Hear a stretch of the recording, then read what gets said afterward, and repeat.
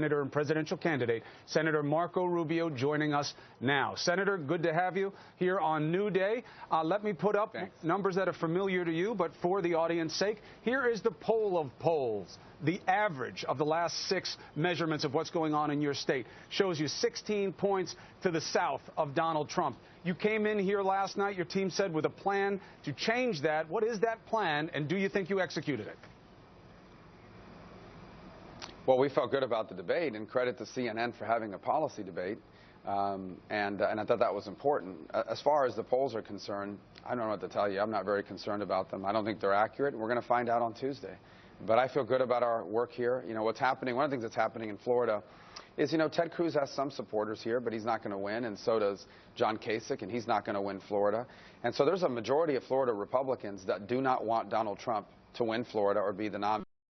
So what's happening increasingly is that supporters of Ted Cruz and John Kasich are realizing that no matter how much they may like their candidate, they can't win Florida, and a vote for them is in essence a vote for Trump. And so a lot of those folks are starting to move our way as well. Any concern that the pendulum swung the other way too much last night, that you could have gone at Trump more directly on some of these big points of contrast that you made? Well, we made policy contrasts last night, but I think we have to ask ourselves here, because this is interesting. You know, if we have a debate like we did 2 weeks ago where it gets, you know, pretty heated, people say, well, we don't like it, it's too personal, they're not talking about policy. So then we have a debate about policy, and people are asking, well, why didn't you guys get personal? Here's the bottom line, guys. It's not entertainment. Okay, and again, credit to CNN for asking policy questions. This is not a reality show. It's not about entertaining people. It's about informing people. We are electing the President of the United States, the Commander-in-Chief of the most powerful military in the world. And I think it's important to note, is this person who we're about to vote for know what they are talking about? When it comes to foreign policy in particular, I think last night you did see some sharp distinctions, and I thought I was able to make them without calling anyone a name or going in that direction.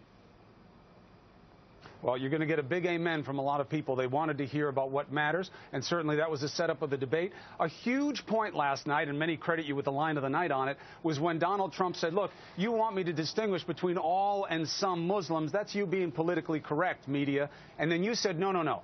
It is some Muslims, not all, and I'm not being politically correct. I am being correct. How dangerous do you believe it is, not just for your party, but for this country, to say all Muslims hate America? Well, let me put it to you this way. The next President of the United States will be the Commander-in-Chief. They will meet with men and women in uniform, and invariably, if they're out there, they are going to meet with a man or woman in uniform who happens to be a Muslim who is willing to die to defend our country. How are you going to face them as Commander-in-Chief knowing that you're going around saying all Muslims hate the United States? I don't think you're going to be able to be a good Commander-in-Chief.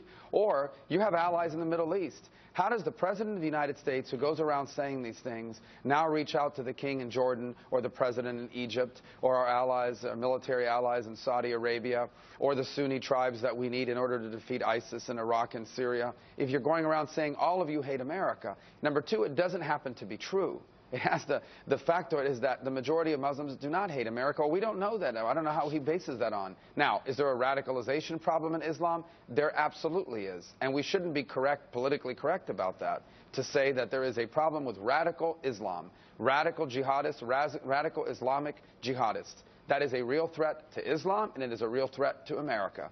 But we are going to need to work with Muslims to defeat radicalization, both at home and abroad. And that's why I know people like it, that Donald Trump says whatever he wants and what they feel like saying. But presidents cannot say anything they want. Presidents have to understand that their words have consequences, often life and death consequences for real people in the real world.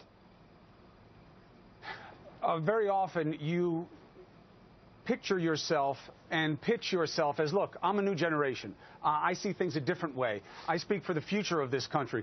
One of the departures from that image is where you are on climate change. You spoke about it last night. You spoke about what practically can be done to make a difference with what you say is the weather. Why not embrace the science, though? You didn't speak to that specifically last night. The science to 99% of the community is clear. It's something that's seen as a future perspective. Why don't you share it? Because, number one, yeah, okay, there is a consensus among scientists around the world that humans are contributing to what's happening in our climate. What there is no consensus on is how much of the changes that are going on are due to human activity. In essence, the sensitivity argument. As a policymaker, here's why that matters, because these people that are pushing this are acting on it like it's some sort of religious tenet that they want us to admit.